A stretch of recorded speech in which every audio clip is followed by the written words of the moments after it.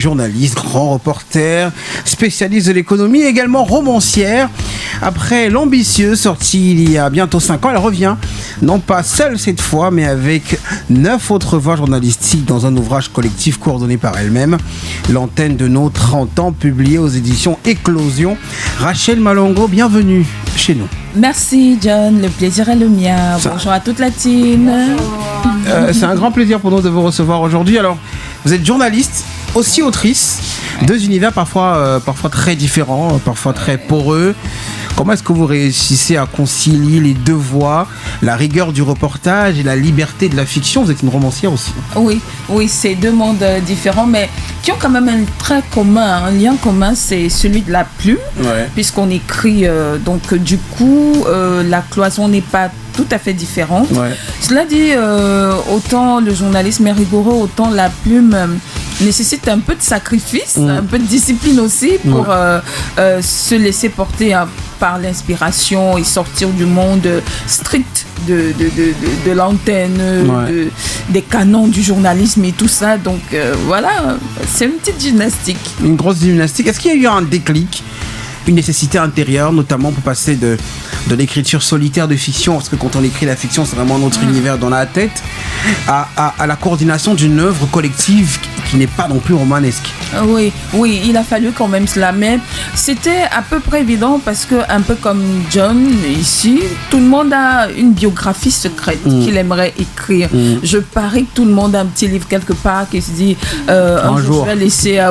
Donc j'ai commencé comme ça en me disant si j'écrivais un peu sur mon parcours, après je me suis dit bon, ça peut peut-être pas être très intéressant si je le fais seul. Je suis sûre qu'il y a d'autres confrères, d'autres journalistes dans les médias qui aimeraient partager leur histoire, qui ont déjà griffonné une ou deux choses. Donc on va se mettre ensemble et c'est comme ça qu'au fil du temps, les critères de sélection de cette aventure se sont mis en place et voilà.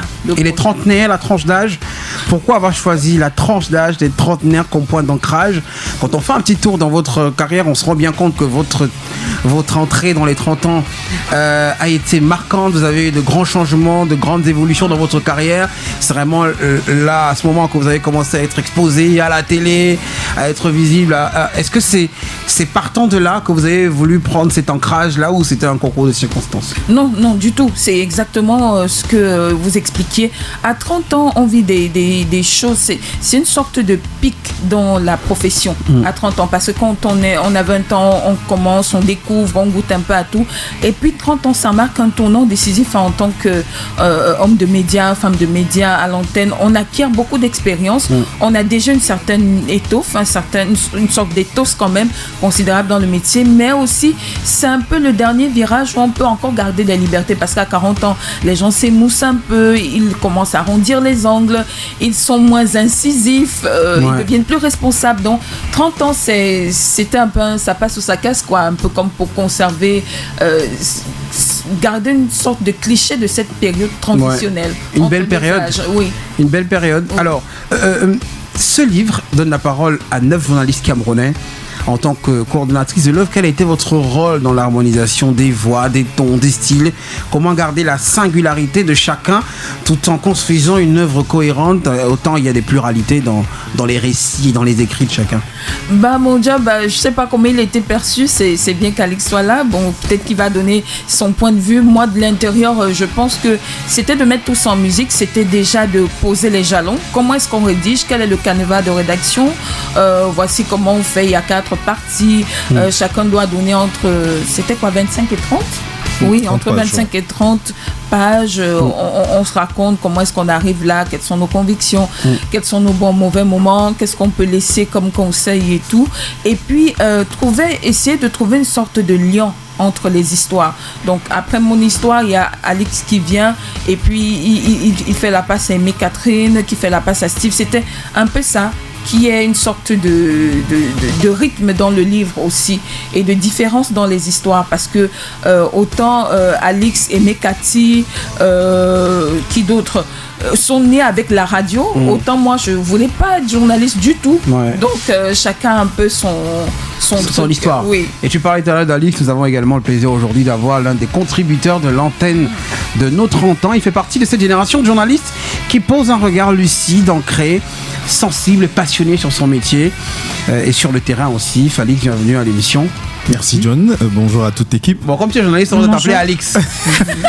Moi j'adore comment elle appelle ça. Alors, ça me va. C'était quoi votre première réaction quand Rachel Malongo vous a proposé de participer à ce projet collectif? Est-ce que c'était une évidence ou pour toi c'était un défi?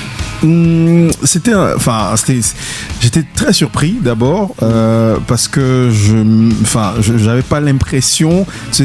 Parfois quand on est dans notre bulle, on fait notre truc et puis tu sais pas qui te regarde, qui te suit et donc elle m'appelle et elle me dit écoute, fallait que j'ai un projet, je voudrais qu'on le fasse ensemble. Je lui dis ok et elle me dit voilà, je t'observe et j'ai le projet du livre. Je voudrais qu'on raconte nos parcours, nos difficultés, nos ambitions et tout.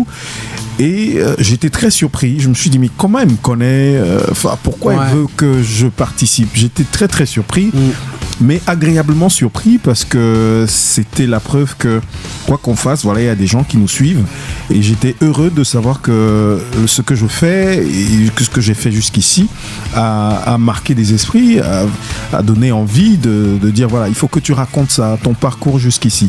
Donc j'étais très surpris, mais agréablement surpris. Voilà. Et tout de suite j'ai pas évité parce qu'elle l'a fait avec tellement de délicatesse, voilà, c'était très bien amené le sujet et voilà, c'était difficile de dire non. Comment est-ce que vous avez vécu le passage du terrain? Alors au terrain c'est toute la partie préparation à la page, c'est-à-dire la mise en page. Est-ce que écrire pour être lu dans un livre, est-ce que c'est différent d'écrire un reportage pour l'antenne? Est-ce que c'est plus difficile un peu? C'est très très très très très difficile. Franchement, j'avoue que je donne un respect incroyable à toutes les personnes qui écrivent des livres. Je pense que si on voit quelqu'un qui a un livre, il faut lui donner un respect parce que je savais pas jusqu'à quel point, je savais que c'était difficile, mais je savais pas jusqu'à quel point ça pourrait être compliqué. Moi, j'ai eu de la peine à remplir 30 pages, mais pourtant... Alors que tu as beaucoup de choses à raconter. Voilà, c'est pas les choses à raconter qui manquaient, mais c'est juste que tu sais pas comment raconter. Mais il a fallu donc quand j'ai terminé mon nombre de pages, je lui ai dit écoute, là je bug. Et c'est elle qui en relisant elle m'a dit ok, à tel niveau, elle me posait des questions. Et je lui disais voici comment j'ai fait, voici comment. Donc c'est un exercice très très très très difficile. Peut-être parce que j'étais nouveau dans l'examen, mais à la fois ça fait tellement plaisir. Mais c'est un bel exercice. Je voudrais lui dire merci parce que ça m'a permis à la fois de me redécouvrir professionnellement et même personnellement, de me dire ok. Et de revoir le chemin que j'ai fait jusqu'ici. C'est un peu un effet miroir. Exactement. Alors Rachel, le titre lui-même, quand on parle de l'année de nos 30 ans, l'antenne de nos 30 ans, c'est un titre tellement poétique. Alors ce choix, pourquoi? Alors est-ce qu'on peut y lire une métaphore de l'exposition, de la prise de parole, mais aussi de la responsabilité finalement médiatique portée par cette génération-là? Tout à fait. Il y a de cela. C'est l'antenne de nos 30 ans, c'est une métaphore. Et elle veut simplement parler de ces gens qui ont 30 ans et qui racontent l'antenne telle qu'ils la voient, telle qu'ils l'aperçoivent. Ce qu'on voulait faire, c'est de laisser une sorte de cliché, de photographie de ce qu'est la pratique, de ce qu'est l'environnement médiatique aujourd'hui, au cas où dans 10-15 ans, on se demande à quoi ressemblait la pratique de l'antenne des médias autour des années 2000, 2010, 2020. Ok, c'était ça. C'était des gens qui sont arrivés dans le métier comme ça et puis qui font face à telle sorte de difficultés, qui ont tel type de défis où on voit l'arrivée de l'intelligence artificielle, où on est face au dilemme lanceur d'alerte, journaliste, influenceur, où on est un peu le métier est un peu percuté par ces sortes d'avatars, parce que tout ça c'est un peu des avatars de l'antenne, hein. Et puis comment est-ce que les praticiens vivent ça, comment est-ce qu'ils vivent le traitement salarial aujourd'hui, qui est un gros souci, l'accès au sponsoring, à la pub. mais aussi aujourd'hui le fait que on peut plus simplement être journaliste, que les gens vont visiter d'autres horizons. Oui, c'était vraiment de parler de la pratique aujourd'hui et c'est vu par des yeux de trentenaires en fait. Donc c'est un regard trentenaire qui est posé sur la question parce que les gens, quand ils ont écouté le titre, est-ce qu'ils se disaient, est-ce que vous parlez de l'antenne depuis 30 ans? Non, c'est pas ça. Ouais. Et ce n'est pas non plus le concours national des meilleurs journalistes. Vraiment, c'est un casting, c'est le mien quoi. C'est vraiment au feeling, vraiment à la... feeling, je me suis dit vraiment, Falix, lui, il s'en souvient peut-être pas. Quand je présente l'Ambitieuse en 2021, je vais à Balafon, je cause avec Falix, j'écoute la voix, je vois comment il mène. C'est le même effet que j'ai avec toi, John. Je me dis, mais il y a des pépites comme ça. Ouais. Et puis, ça reste. Et après, je vois ce qu'il a fait, je vois son parcours. Ok, il est à Nostalgie, il a fait ça. Et je le trouvais jeune. Et c'est un peu tout ce qui a motivé le casting. C'est des jeunes gens qui ont fait plein de choses et très vite. Ouais. Donc, c'était des parcours qui peuvent inspirer. Retrouve la vibe sur ton téléphone via nos différents comptes de réseaux sociaux, Facebook, Instagram, X et TikTok. Volume 3 Cameroun.